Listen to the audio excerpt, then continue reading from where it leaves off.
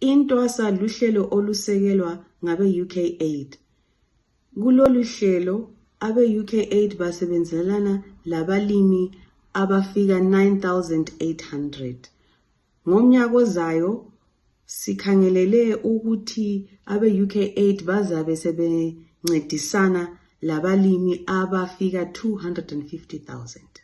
Abalimi abakuhlelo lolu olwe-intwasa yilabo okubizwa kuthiwa ngama-smallholder farmers abatholakala endaweni ezingatholi amanzi enelisa ukuthi abalimi bahlanyele bavune ukudla abazakudla umnyaka wonke.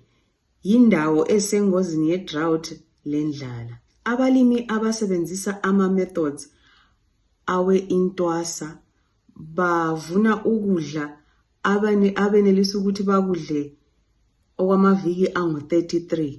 Njalo lapho umlimi ayethola khona 0.5 tons usethola 8 tons. Abalimi abakuhlelo lwe-intwasa isikhathi esiningi bakhetha ukulima umumbu njengoba isitshwala kuyikho ukudla kwethu esikuthandayo kwele Zimbabwe. Uhlelo lwe-intwasa lusebenzisa ikakhulu okuthiwa ngama-organic fertilizer.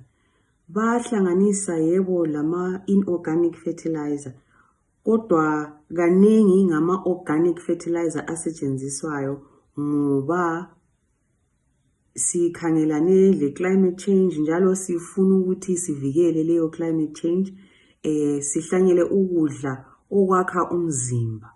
Uhlelo lwe-intwasa lutholakala kuma-province athize kwele Zimbabwe.